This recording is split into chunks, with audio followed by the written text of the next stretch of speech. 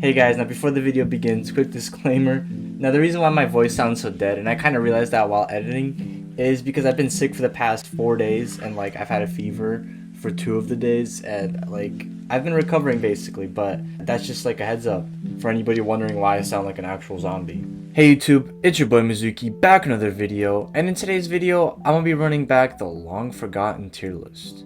Yes guys, I've kept the tier list locked away for a couple of videos now, but a subscriber suggested I make one, so here I am. As some of y'all already know, I'm a veteran player of Peroxide, so I've progressed through basically all the races, including Soul Reaper, Quincy, Arankar, and even Fullbringer, so I know my craft.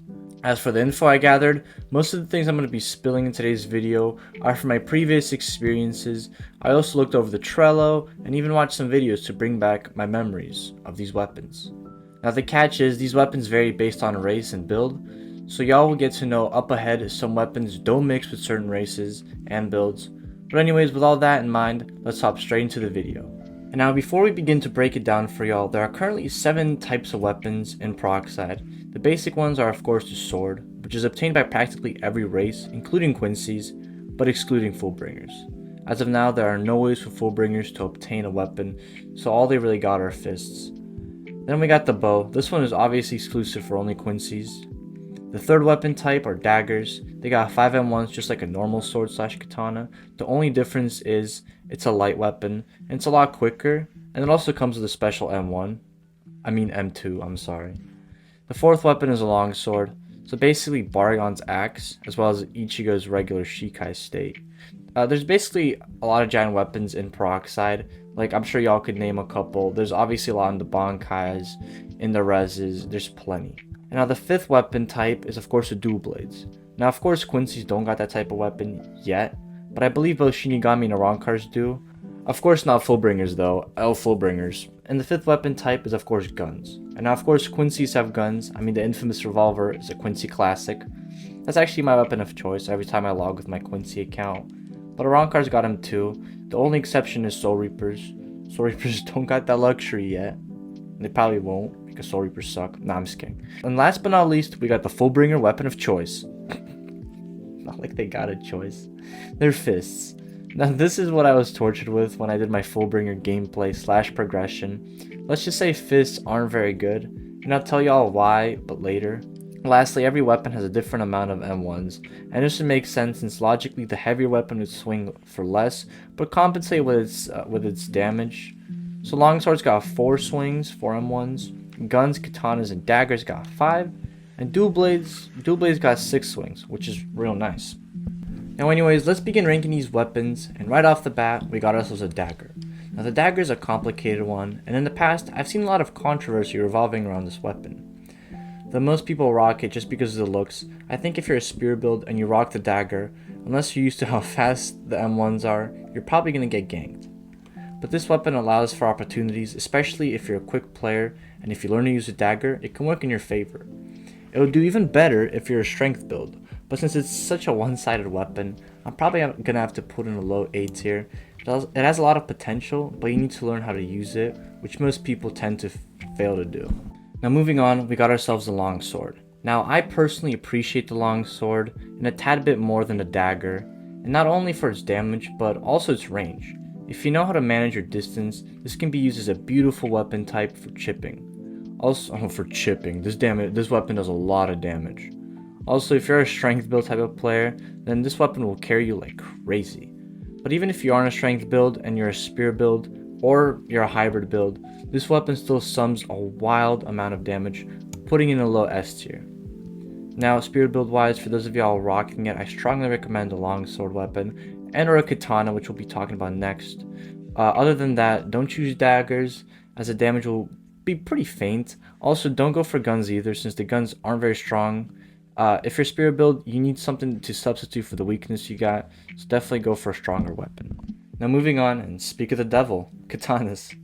Now katana is my personal favorite whenever I rock my Soul Reaper and our Rankar account, and our Fullbringer. No, I'm just kidding, Fullbringer sucks.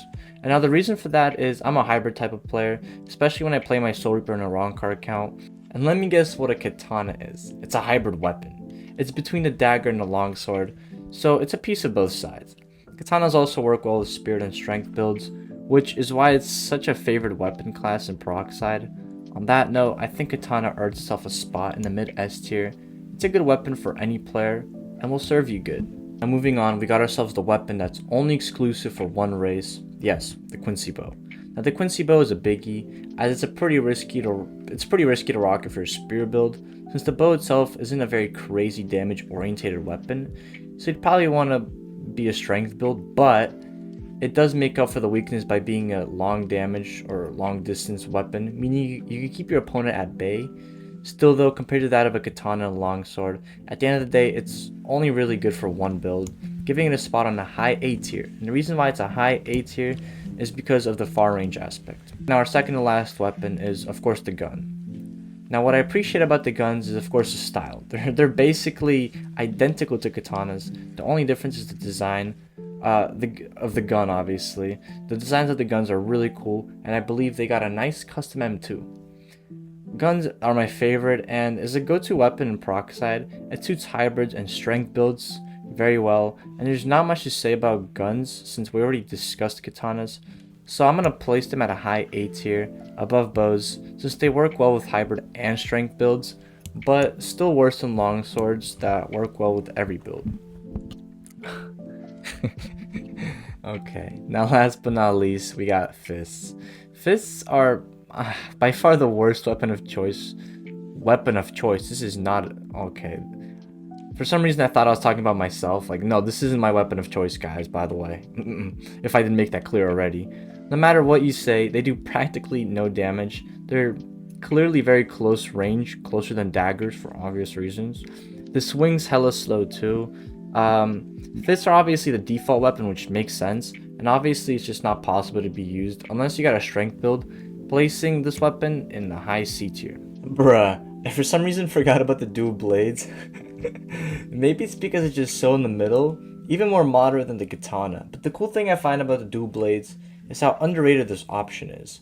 I mean, I've seen people with dual blades rocking a spear build who would shred down my HP. I don't know how, I don't know what it is about this option, but it's even more spread out than the katana is. This option works well with a hybrid, spirit, and even a strength build.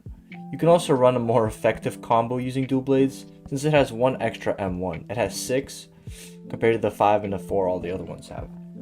Despite the fact that it has an extra M1, usually there's a catch, but I haven't been able to spot it yet. Dual blades is an overall, in my opinion, an effective, clean, and OP option to when it comes to weaponry. And I'd have to place it at honestly a high S. Like, yes, high S. I don't know, the dual blade is an option I use the least probably, yet every time I would, I'd go off.